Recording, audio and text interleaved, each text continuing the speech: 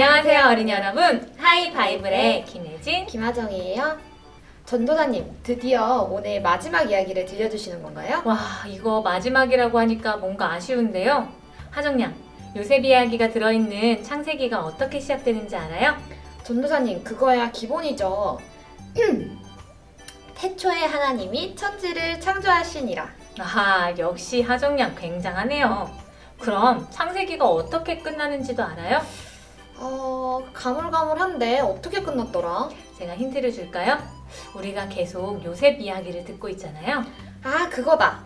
요셉이 죽으면서 유언을 하잖아요. 와, 역시 하정양 굉장하네요. 맞아요. 자손들에게 하나님께서 약속하신 땅, 가나안 땅으로 다시 돌아갈 때 자신의 유해를 가지고 가달라고 말해요. 그런데 전도사님, 요셉은 왜 그렇게 말했을까요? 요셉은 애굽의 슈퍼 영웅 총리였으니까 피라미드처럼 엄청 큰 무덤을 만들면 지금까지 유명한 영웅으로 남았을 텐데요. 글쎄요. 아마 고향으로 돌아가는 것도 요셉이 가졌던 꿈 중에 하나가 아니었을까요?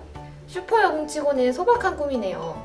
그런 꿈 역시 요셉이 죽기 전까지 하나님과 함께하면서 성숙해진 결과가 아닐까요? 그런가요? 아, 전도사님, 형들은요? 형들은 어떻게 됐어요? 형들도 어떻게 성숙해졌는지 오늘 알려준다고 하셨잖아요. 그래요. 형들은 과연 달라졌을지? 오늘은 꿈꾸는 사람 요셉의 마지막 이야기, 형들과의 재회 이야기를 들려줄게요.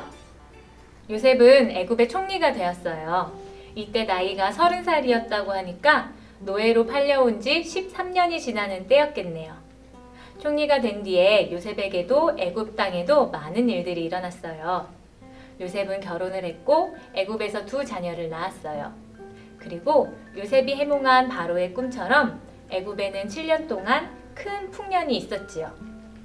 오늘 이야기는 풍년이 끝나고 7년의 흉년이 시작되면서 시작돼요.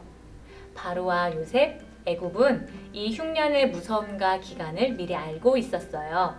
그래서 요셉은 7년의 풍년 기간 동안 앞으로 다가올 7년의 흉년을 준비했지요.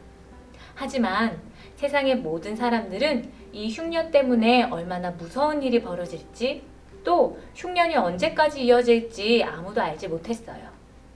흉년이 시작된 지 1해, 2해가 지내자 모든 곳에 곡식이 떨어졌고 애굽에만 곡식이 남아있게 되었어요. 다른 나라 사람들은 이 소문을 듣고 요셉에게 찾아와서 곡식을 구하려고 했지요. 한편 가나안 땅에도 흉년이 들었어요. 가나안 땅은 야곱과 요셉의 형제들이 살았던 땅이지요. 야곱은 아들들에게 애굽에 가서 곡식을 사오라고 말해요. 드디어 요셉과 형들이 만나게 된 거예요. 혹시 요셉이 어린 시절에 꾸었던 꿈을 기억하나요? 형들의 곡식단들이 요셉의 곡식단에 절을 했던 그 꿈 말이에요. 정말 그 꿈이 이루어졌어요. 요셉의 형들은 애굽에 와서 요셉이 누구인지 모른 채 요셉에게 절을 했어요. 예전에 자신들이 노예로 팔았던 동생이 애굽의 총리가 될 것이라고는 꿈에도 상상하지 못한 채 말이에요.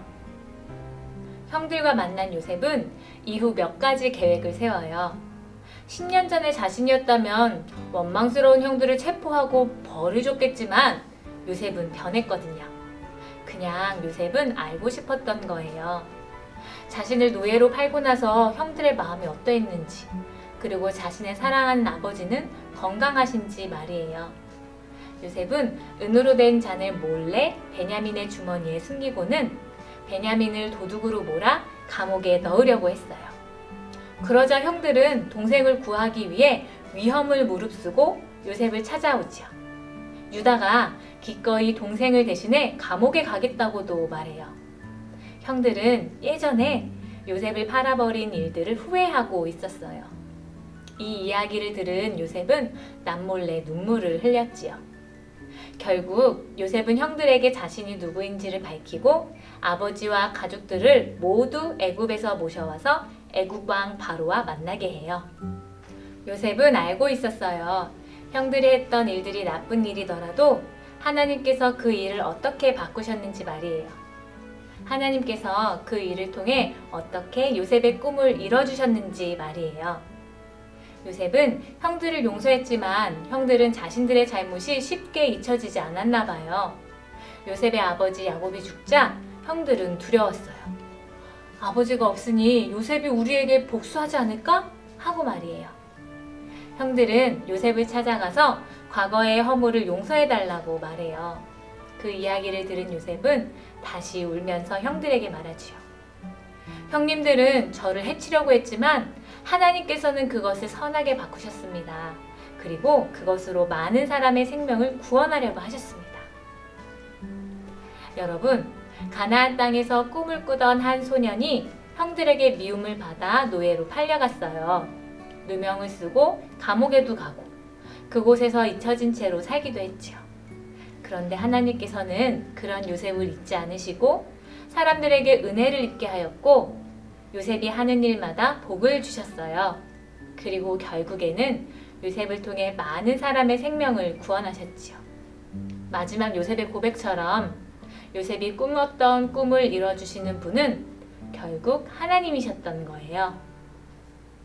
전도사님, 요셉 이야기는요, 꿈이라는 게 어떤 건지 보여주는 이야기 같아요.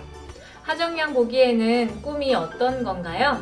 꿈이란 밤에도 꾸고 상상으로 생각하기도 하지만요. 네, 밤에도 꾸고 상상하기도 하지만요.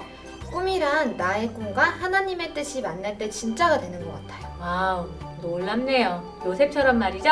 네, 요셉이 정말 그런 것 같아요. 하나님께서 모든 것을 선하게 바꾸셨다고 했잖아요. 요셉의 꿈들이 정말 선하게 바뀐 것 같아요. 형들에게도 애굽 사람들에게도 말이에요. 맞아요. 자, 이제 그렇다면 우리 하이바이블 친구들에게도 꿈이 있었으면 좋겠어요. 요셉 이야기를 4주 동안 들었더니 우리도 꿈이 생기고 꿈을 이루는 삶을 살 수 있을 것 같은데요. 물론 알겠지만 그 꿈은 자신만을 위해서는 안 된다는 것도 알죠? 물론이죠. 나와 또한 우리와 함께하는 사람들을 위한 꿈을 꾸는 거 말이죠. 맞아요. 이제 다음 주부터는 예수님이 우리에게 오시는 대림절인데요. 하이바이블 친구들, 이제 예수님에 대한 꿈을 함께 꾸면서 지내는 것도 좋겠어요. 징검다리 성경 읽기도 잊지 말고요. 그래요. 그럼 우리 친구들, 우리는 12월에 만나기로 해요. 어린이 여러분, 안녕.